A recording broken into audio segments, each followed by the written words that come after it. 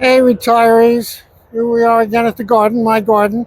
For those of you who haven't seen my previous videos and don't know about this garden, I'll fill you in really quick. But after I do that, I just want to tell you what I've done here, why it's good for the planet, why it's good for you. There's two things we need to get. It needs to be good for the planet and it needs to be good for you. That's why you retire for nature.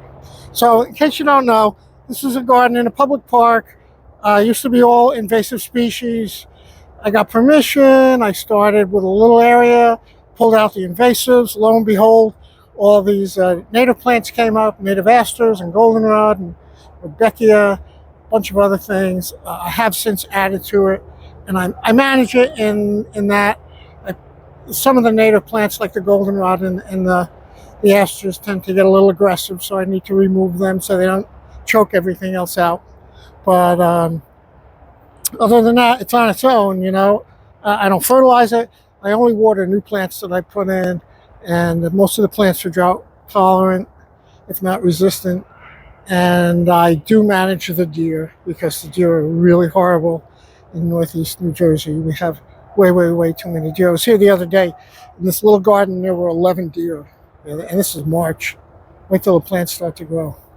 But I do manage them with deer repellent. So that being said, let me tell you, this is just gonna be the first part. I'm gonna come back here again in another month or so you can see what's going on. And I was here like a month ago and showed you what was happening. Then there was snow on the ground. There were lots and lots of birds and mice and fox prints, and there was a lot going on here in the winter as well as in the summer. So like I said, this was all invasive species. I'm going to just pan over here for a minute if I can, show you what was here, because this is across the road. Hopefully that's coming out. That's all mugwort over there, and there's some Japanese knotweed, and there is a more honeysuckle in there, and all kinds of horrible things, and there's no wildlife there because there's nothing there for anybody to eat. Or our native species, our birds, our insects, our critters, our little mammals. There's nothing there for them to eat. In the background there is 95, Route 95. So we're only less than 5 miles from the George Washington Bridge. So you would say, how could there be wildlife by the George Washington Bridge? Tons of wildlife. So what we have here is a cutback. So the garden has been cut back. A month ago, everything was high and full, and there were lots of seed heads. And now it's March. It's early March. Normally I would cut it back a little bit later, but I have a lot of other projects which I hope to do some videos on all my purple martin colony and all my tree swallow bird houses, and I do houses for wrens and chickadees. And there's lots of birds here in northeast New Jersey, right 5 miles from the George Washington Bridge. You'd be surprised. But I mean, lots of birds are by you. I don't care if you're out in the middle of the country, if you're by Chicago, if you're by LA, wherever you are. There's tons of wildlife that needs your help desperately. So let me show you just something quick. If I can find one.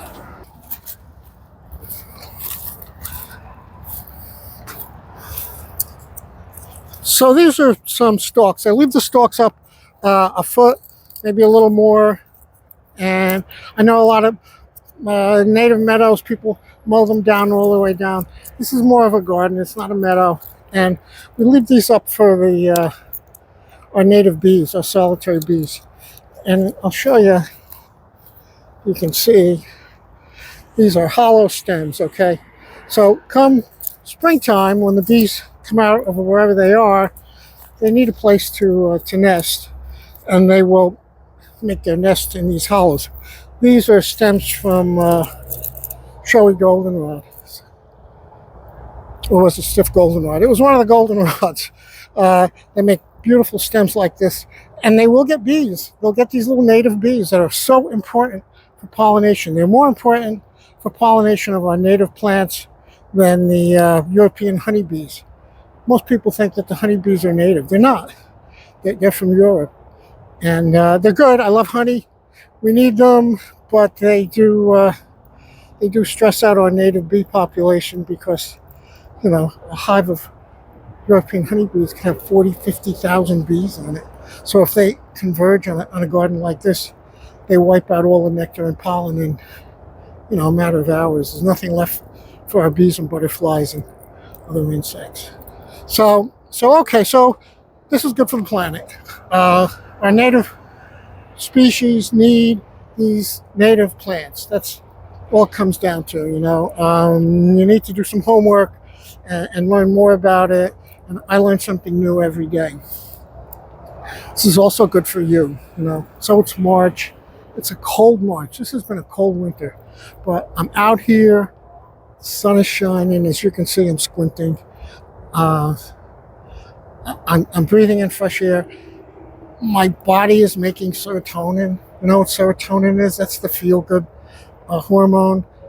And it's important for you, not just to feel good. It's important for your mood overall. It helps you sleep when you have enough serotonin. You need to be outside. Even if you're not physically working, you need to be outside. Summer and winter, it's really important.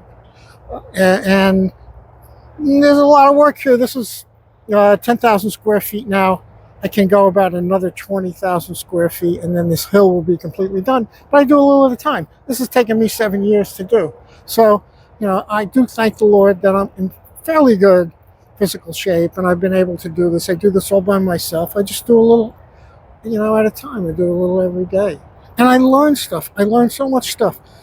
And, I'll see, maybe I'll see a little bee in here, and I'll take a picture, and I'll go home, and I'll look in the computer, and I'm like, what the hell is that?